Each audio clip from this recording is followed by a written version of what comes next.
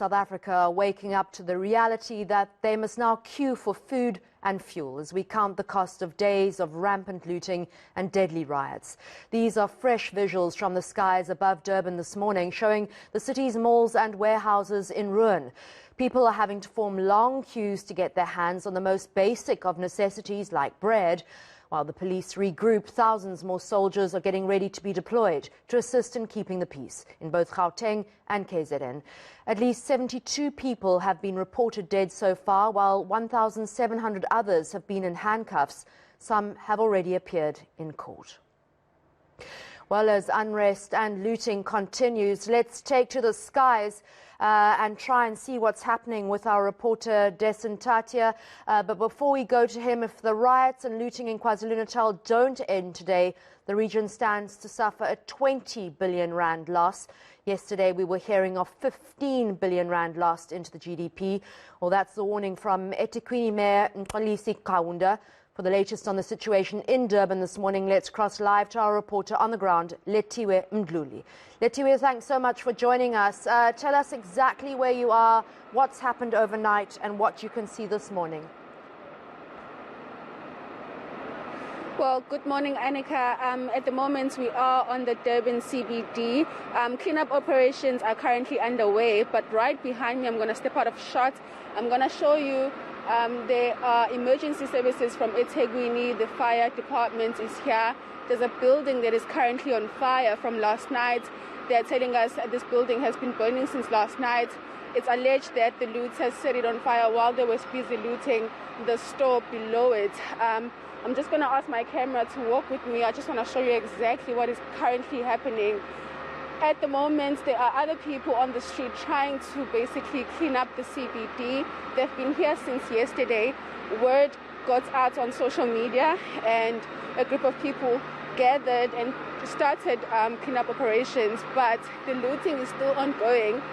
Some looters are coming back overnight and they start looting the shops, just trying to find something that they can take home. Earlier on this morning, we were in Mobeni Heights, where people were still looting, and last night we were there as well. The police did come with the members of the SANDF, but as soon as they left, the looters came back and they were basically taking out a lot of food from those warehouses in Mobeni on South Coast Road. So I'm just going to ask my camera to go in a little bit and show you exactly what is currently happening here on the Durban CBD.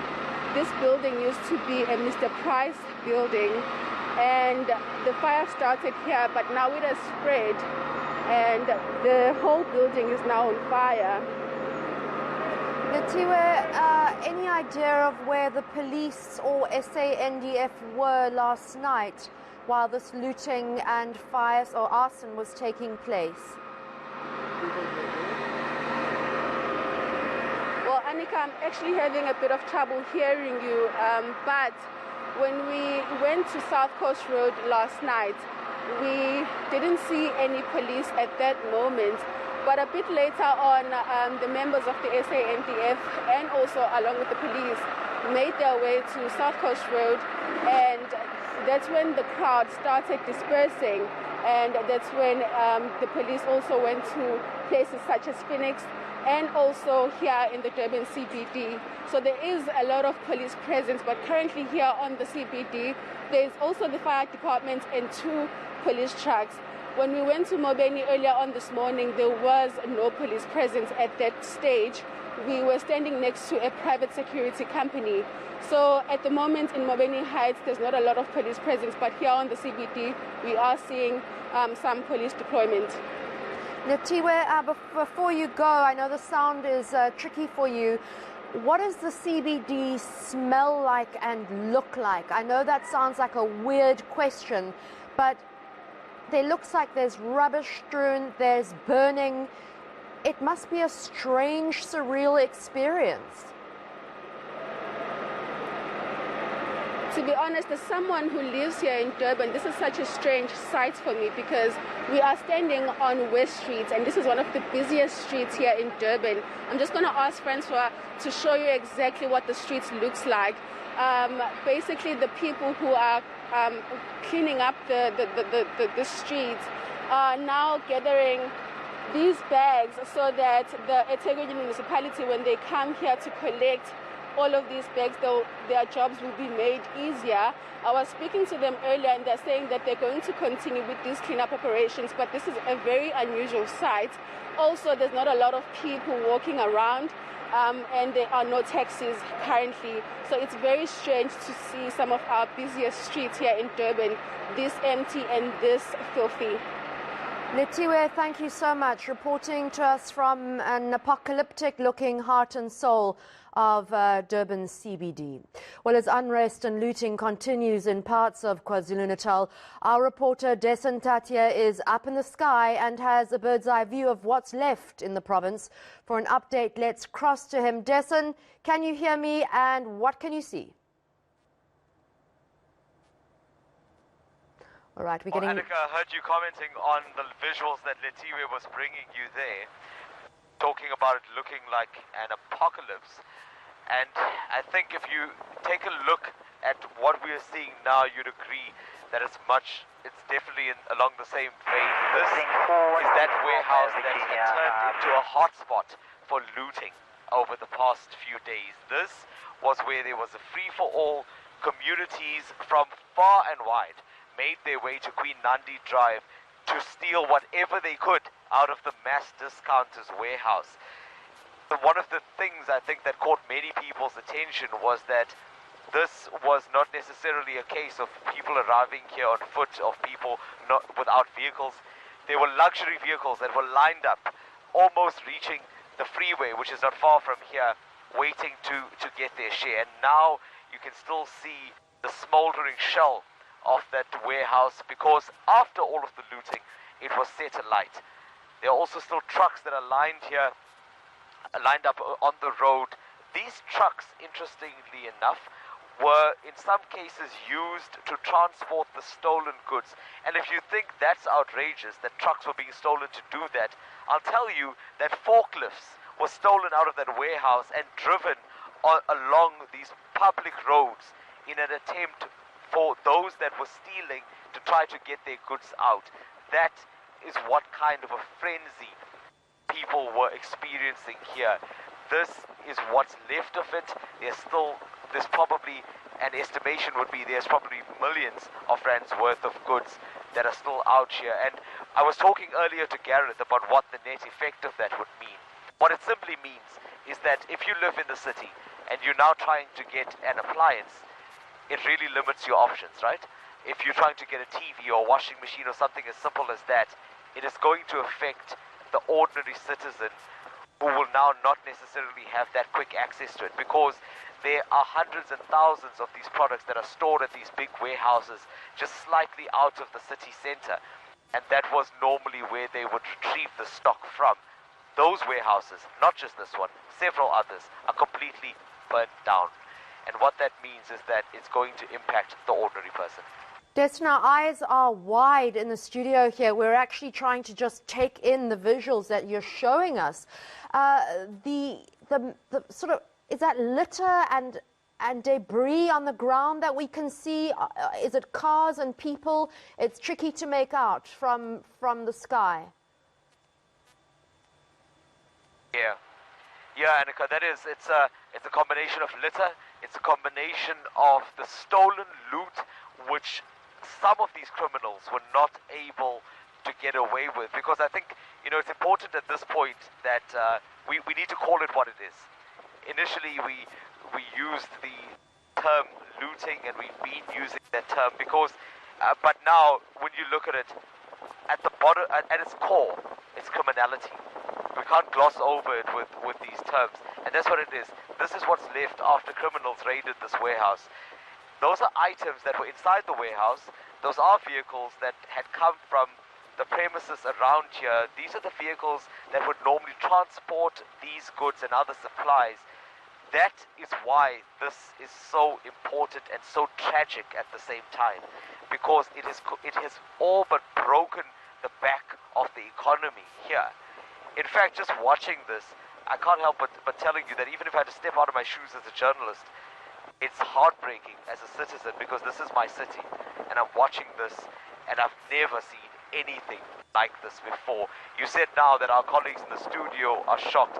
Imagine, for those that live here, we normally drive along these roads and getting to stories and getting to shops. These are the roads that we drive along. It'll be a long time before we do that, Annika, I'll tell you that much. Jason, I've been thinking about you a lot. We all have here because we know you've lived in KZN for years and you're our sort of a point person very much a lot of the time in Durban. Yeah, I was about to ask you, how are you getting access to food, getting on the road, getting fuel? Have you had difficulty, and what about your family? Well, that is a huge concern, and it's something that I guess we don't often discuss, hey, Annika? It's, no, I know. I mentioned to Gareth and Dumelo earlier that we made it to the airport literally by the skin of our teeth. The car was a reserve tank. It was just probably under 20 kilometers. You know, you have to budget about 2 to 3 hours, and still there are no guarantees that you're going to get fuel. There are, I think, I can't remember the last time I've eaten bread. How sad is that?